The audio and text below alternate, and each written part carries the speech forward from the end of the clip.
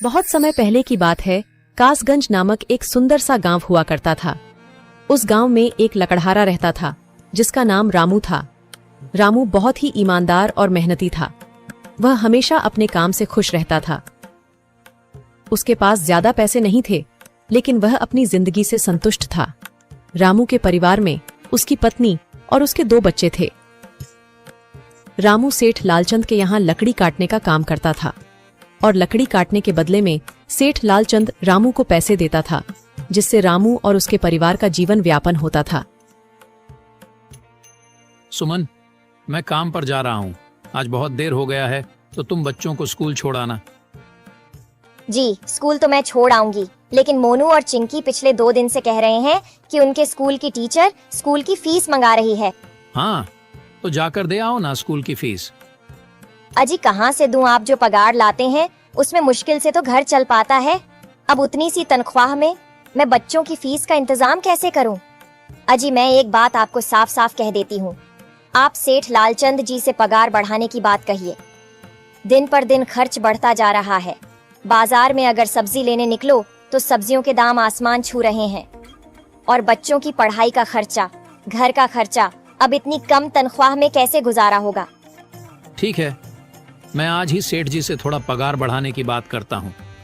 इतना कहकर रामू काम पर चला जाता है।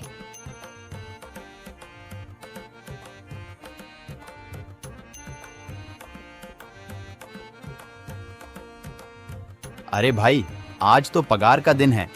देखो, अब यह सेठ लालचंद कोई ना कोई लोचा जरूर करेगा। हमेशा कोई ना कोई बहाना बनाकर पगार कम कर देता है। और अगली बार तो मेरी आधी पगार काट ली थी, यह कहकर कि जो मैंने लालचंद जी से 200 रुपए उधार लिए थे उसका ब्याज बढ़कर 1000 रुपए हो गया है। इसलिए मैं तुम्हारी पगार में से 1000 रुपए काट रहा हूँ। हाँ हरिया भाई, तुम एकदम ठीक कह रहे हो। ये सेठ लालचंद ना एक नंबर का चालाक और लालची इंसान है। एक तो दुगुना काम ले लेता है और बदले में पैसे भी पूरे नहीं देता। हाँ भाई, मेरे भी अगली बार सेठ लालचंद ने पगार काट लिए थे। मैंने बस 2 छुट्टी ली थी जब मेरी बिटिया बहुत बीमार थी, और इस लालचंद ने इस बात का फायदा उठाकर मेरी पूरी आधी पगार काट ली।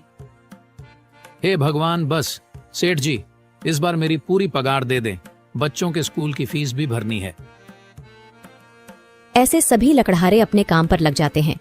काम करने के बाद सेठ लालचंद के पास जाते हैं। सेठ जी, महीना पूरा हो गया है, हमें हमारी तनख्वाह दे दीजिए। देखो भाइयों, अभी मेरे पास तुम्हें देने के लिए पैसे नहीं है। अभी माल नहीं बिका है, सारा माल गोदाम में ही पड़ा हुआ है। कल या परसों तक तुम्हें तुम्हारी तनख्वाह मिल जाएगी। पर सेठ जी, अभी हमारे पास बिल्कुल पैसे नहीं बचे हैं। घर का भी सामान लाना है, बच्चों की फीस भरनी है। अरे मैंने कहा तो सही, 1-2 दिन और रुक जाओ, कल या परसों तक पैसे मिल जाएंगे। अभी मेरे पास पैसे नहीं है। सभी लकड़हारे निराश मन से अपने अपने घर आ जाते हैं। अजी क्या हुआ? इस बार कितना पगार मिला है? सुमन, अभी कोई पगार नहीं मिला। सेठ जी ने कहा है कि 1-2 दिन में पगार मिल जाएगा। पगार नहीं मिला?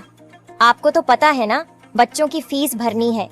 इनकी स्कूल टीचर ने आज साफ साफ चेतावनी दे दी है कि अगर कल फीस नहीं लाई तो बच्चों को घर पर ही बिठा लेना। अब बताओ मैं क्या करूं? मैं क्या करूं सुमन, ये सेठ जी समय पर कभी पैसे देते ही नहीं हैं। अब तो बस हम इंतजार के सिवा और कुछ नहीं कर सकते। 1-2 दिन की बात है, देख लेते हैं। ऐसे ही 2 दिन गुजर जाते हैं। 2 दिन बाद सेठ लालचंद सबको पगार देता है।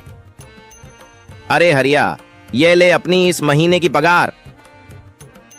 सेठ जी, यह तो बस 2000 है। मैंने तो इस महीने 3000 तक का काम किया है। हाँ, काम तो किया है, लेकिन तूने 1-1 घंटे आराम भी तो किया है। ये पैसे उसी आराम के कांटे हैं। पर सेठ जी, आपने तो कहा था 8 घंटे काम के महीने में 3000 मिलेंगे, और मैंने तो 8 घंटे काम किया और 1 घंटे आराम। देख हरिया, मुझे ज्यादा हिसाब किताब ना समझा। ये 2000 रख, अगर चाहिए तो, और अगर नहीं चाहिए तो कहीं और काम ढूंढ ले। बेचारे हरिया के पास उन पैसे को लेने की सिवाय और कोई रास्ता नहीं था। हरिया चुपचाप वह पैसे रख लेता है। रामू, ये लो तुम्हारे 2500 रुपए। पर सेठ जी, 2500 क्यों? मेरे तो पूरे 3000 बनते हैं ना। मैंने तो कोई छुट्टी भी नहीं की और ना ही कोई आराम। मैंने तो अपना सारा काम समय पर किया है। हाँ, समय पर तो किया है, पर इस समय बाजार में लकड़ियों का दाम काफी सस्ता हो गया है। इस वजह से अभी तुम्हें भी पगार कम ही मिलेगी जब तक लकड़ियों का दाम नहीं बढ़ता। पर सेठ जी, बात तो 3,000 की हुई थी ना, अब 2,500 में मैं कैसे घर चलाऊंगा? बच्चों की स्कूल की फीस भी भरनी है सेठ जी। इस बार आप पूरे पैसे दे दीजिए। 2,500 ही मिलेंगे तुझे। यहाँ काम करना है तो कर, वरना कहीं और काम ढूंढ ले। बेचारे हरिया के पास उन पैसे को लेने की सिवाय और कोई रास्ता नहीं था।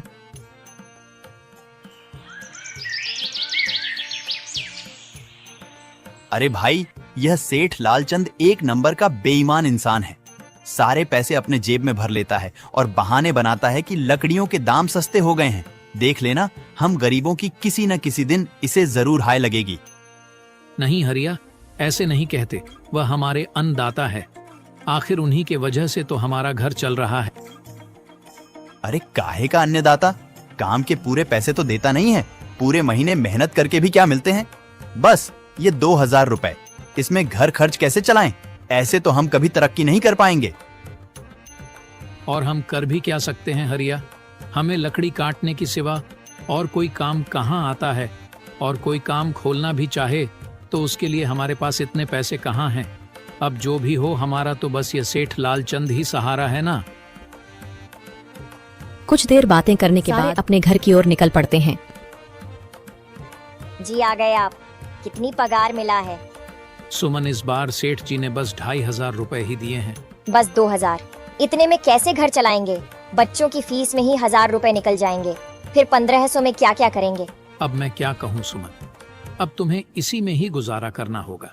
तुम सबसे पहले बच्चों की फीस भर देना, इसके बाद बाकी का मैं देखता हूँ। अजी आप क्या देख लोगे? सेठ जी से पूरे पैसे तो मांगे नहीं गए आपसे? नहीं सुमन, मैंने सेठ जी से पैसों के लिए कहा था, पर सेठ जी ने साफ इनकार कर दिया और कहा, यह लेना है तो लो, वरना कहीं और काम ढूंढ सकते हो। मैं सोच रहा हूं कि लकड़ी काटने के बाद मैं कहीं और भी काम ढूंढ लूं। सेठ जी के यहां से काम करने के बाद मैं दूसरी जगह पर काम किया करूंगा, इससे कुछ ज्यादा आमदनी हो जाएगी। आज ही मैं सेठ जी के यहां पर काम करने के बाद और भी जगह काम ढूंढने जाऊंगा। इतना कहकर रामू काम पर निकल जाता है और जैसा कि रामू ने कहा था, वह लालचंद के यहाँ काम करने के बाद काम की तलाश में निकल जाता है। रामू पूरे गांव में काम ढूंढता है, दुकानों दुकानों पर जाकर लोगों से काम मांगता है, मगर हर जगह रामू को केवल निराशा ही हाथ लगती है। अंत में थक हार कर रामू वापस जाने लगता है। तभी वह देखता है कि अचानक बहुत सारे भैंसों का झुंड उसकी तरफ दौड़े आ रहा है। यह देखकर रामू बहुत डर जाता है। वह इधर उधर देखता है तो उसे एक गुफा दिखती है और वह गुफा में जाकर छुप जाता है। जब भैंसों का झुंड वहां से निकल जाता है तब रामू की जान में जान आती है। हे भगवान, आज तो बाल बाल बच गया मैं, वरना आज तो मैं इन भैंसों के पैरों तलों तो कुचला ही जाता। पर यह मैं कहाँ आ गया? रामू यह सब सोच ही रहा था कि तभी उसकी नजर गुफा में रखी एक टोकरी पर जाती है। रामू उस टोकरी के पास जाता है। ये कैसी गुफा है? ये कैसी टोकरी यहाँ पड़ी है? इसे मैं घर ले जाता हूँ, सामान रखने के काम आ जाएगी। रामू जैसे ही उस टोकरी को हाथ लगाता है, गुफा में से एक आवाज आती है, रुक जाओ, इसे छूने की कोशिश मत करो। यह आवाज सुनकर रामू एकदम पीछे हट जाता है। तभी गुफा में एक जिन्न प्रकट हो जाता है और वह रामू से कहता है, कौन हो तुम और मेरी गुफा में क्या कर रहे हो?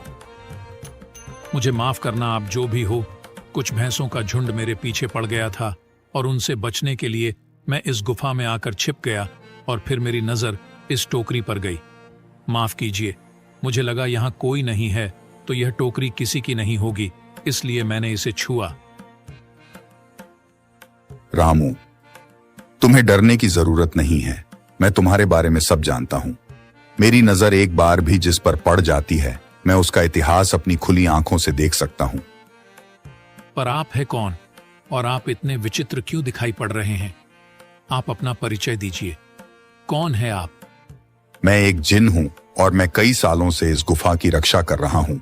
यह गुफा मेरे पूर्वजों की है। इस गुफा में केवल वही इंसान घुस सकता है जिसका मन बिल्कुल पवित्र हो। अगर तुम अपवित्र होते तो तुम इस गुफा में कभी नहीं घुस पाते। तुम एक सच्चे इंसान हो, इसलिए तुम इस गुफा में घुस पाए और इस टोकरी को छू पाए। अब तुमने इस टोकरी को छुआ है तो यह टोकरी तुम्हारी हुई। नहीं, मुझे ये टोकरी नहीं चाहिए, मैं तो बस देख रहा था। डरो मत रामू, तुम ये टोकरी ले जाओ। ये कोई साधारण टोकरी नहीं है, बल्कि यह जादुई टोकरी है। जादुई टोकरी?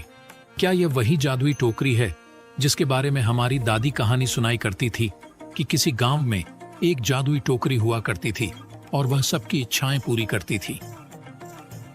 हाँ रामू, ये वही जादुई टोकरी है। अब तुम इस टोकरी के मालिक हो। तुम इसके इस्तेमाल से अपनी स्थिति सुधार सकते हो, पर याद रखना, तुम जो भी वस्तु इस टोकरी में एक बार डालोगे, वह चीज ही तुम्हें बार बार इस टोकरी में डालनी होगी। इसके अलावा तुम और दूसरी कोई चीज इस टोकरी में नहीं डाल सकते। अगर तुमने ऐसा किया तो इसका परिणाम तुम्हें ही भुगतना होगा। मेरी इस बात को हमेशा ध्यान में रखना और सोच समझकर बिना लालच किए इस टोकरी में वह ही सामान रखना जिसकी तुम्हें जरूरत हो। रामू टोकरी को लेकर घर आ जाता है। सुमन, ये देखो, ये मैं क्या लेकर आया हूँ। क्या लाए हो आप? बस ये एक टोकरी। सबसे पहले यह बताइए, आप तो काम की तलाश में गए थे ना, तो कोई दूसरा काम मिला कि नहीं?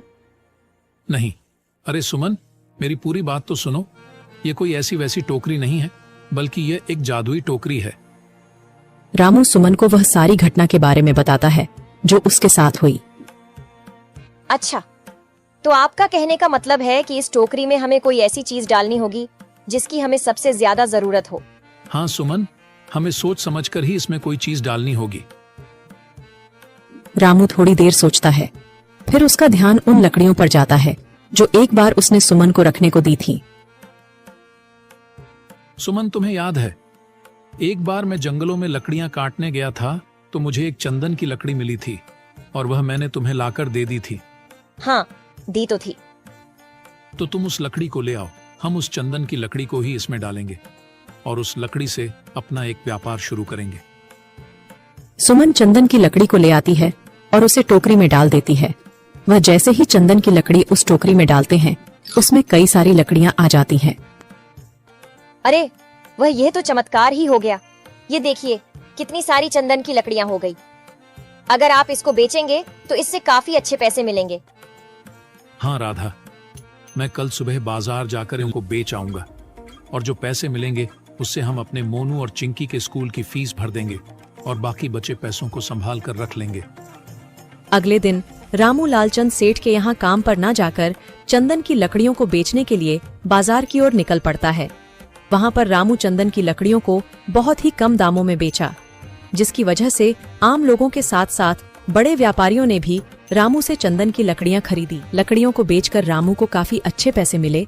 पैसों को लेकर चंदन घर आ जाता है। ये देखो सुमन, उन लकड़ियों को बेचकर मुझे कितने सारे पैसे मिले हैं। ये लो कुछ पैसे, इससे तुम कल मोनू और चिंकी के स्कूल के फीस भर देना। अच्छा, तो मैं काम पर जाता हूँ। अजी, आपके पास तो अब यह जादुई टोकरी है, तो अब आपको उस सेठ लालचंद के यहाँ काम करने की क्या जरूरत है? हाँ सुमन, मैं सेठ लालचंद जी के यहाँ काम पर नहीं जा रहा, बल्कि मैं तो वहां पर जो काम कर रहे बाकी के लकड़हारे हैं उन्हें ये खुशी की खबर देने जा रहा हूँ, क्योंकि सेठ लालचंद जी से मेरे साथ साथ वह लकड़हारे भी बहुत परेशान थे। इसलिए अगर मेरा भला हो रहा है तो क्यों ना मैं उन सभी का भला करूं। वह सभी बहुत ईमानदार लकड़हारे हैं, वह सभी बहुत मेहनत से काम करते हैं, मगर लालचंद ने कभी भी उनको उनकी मेहनत के सही पैसे नहीं दिए। इसलिए मैंने सोचा है क्यों ना मैं उनको अपने इस काम में शामिल कर लूं। हाँ जी, बात तो आपकी बिल्कुल सही है। अगर आप सभी लोग एक साथ मिलकर काम करेंगे तो हम सब बहुत जल्द ही तरक्की हासिल कर लेंगे।